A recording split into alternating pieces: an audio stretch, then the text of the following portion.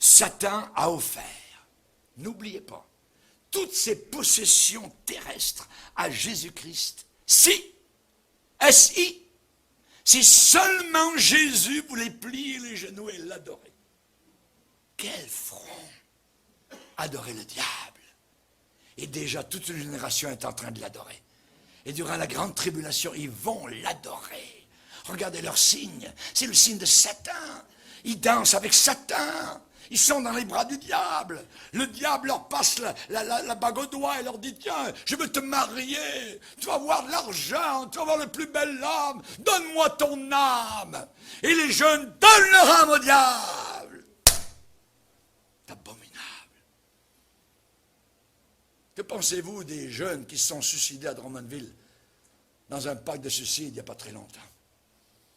Où sont-ils? Ils sont en train de crier pour l'éternité. Ils sont déjà dans les flammes éternelles. Chers amis, le diable travaille jusqu'à la fin. Au début, c'est un petit joint. Après, c'est l'aiguille. Après, c'est la corde. Et là, il rit derrière. Ces jeunes qui ont ri de Dieu, qui sont moqués de Dieu, qui ont cru leurs faux prophètes et leurs pasteurs. Faux. Satan a offert toutes les possessions terrestres de la terre à Jésus. Et il avait raison. Parce qu'il a dit, tout cela m'a été donné. Et je les donne à qui je veux. À qui je veux. Il y a des gens qui veulent devenir riches et ils deviennent riches très rapidement. Savez-vous comment? Ils donnent leur âme au diable. Et soudain, ils deviennent riches. Ça rentre l'argent à flot. Parce que les possessions de la terre ont été données au diable. Et il les donne à qui il les veut. Si tu es gentil avec moi, je te donnerai ceci et cela. Et souvent, ces gens-là, nous voyons assez rapidement qu'ils meurent. Un accident, une maladie inimaginable, pof, l'enterrement a lieu.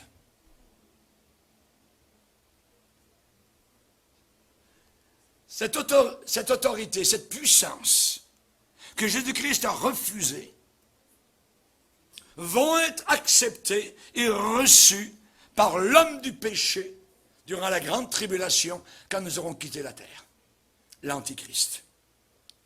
Il est dit, l'esprit de l'Antichrist, dont vous avez appris la venue et qui maintenant est déjà dans le monde. Cet esprit antichrist. Quelqu'un qui blasphème Christ. Vous l'entendez? C'est ça l'esprit antichrist. Il se manifeste, il est là. C'est un esprit diabolique. Un jour, il y a un pasteur qui a été appelé. À son bureau, le téléphone sonne et une voix de femme est au téléphone. Vous êtes pasteur? Oui.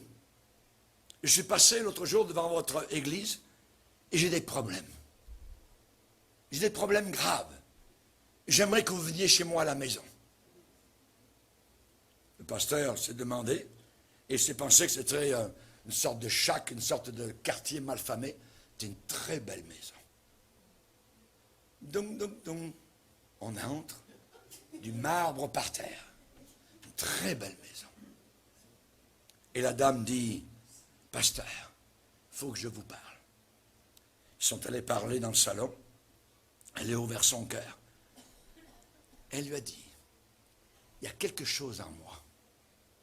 Vous avez quelque chose en vous?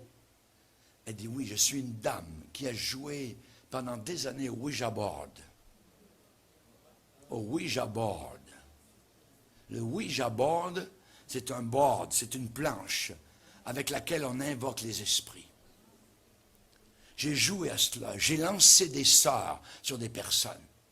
Et l'autre jour, j'étais dans ma maison, là où vous êtes, et j'étais toute seule dans ce salon, et j'ai entendu des pas dans le couloir. Toc, toc, toc, toc. J'ai dit, quelqu'un est ici?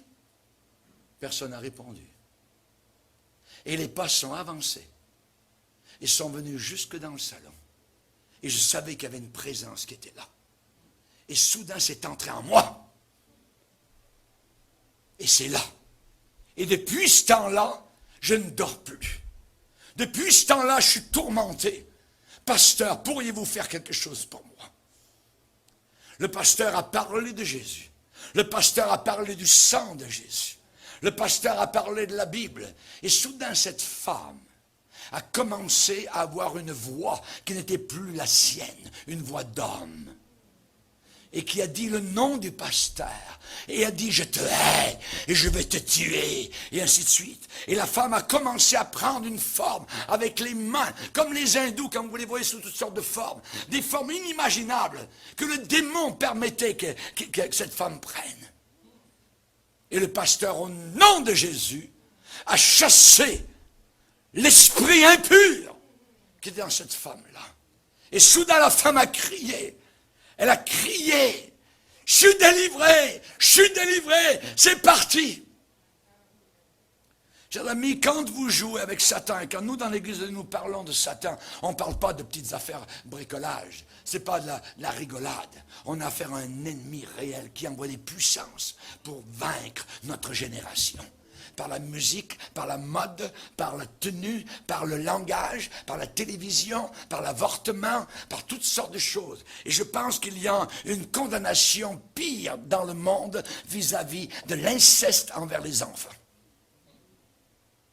Le Seigneur Jésus a dit, si quelqu'un scandalisait un de ces petits qui appartiennent à moi, il vaudrait mieux que l'on mette à son cou une pierre, une meule, et qu'on le jette au fond de la mer.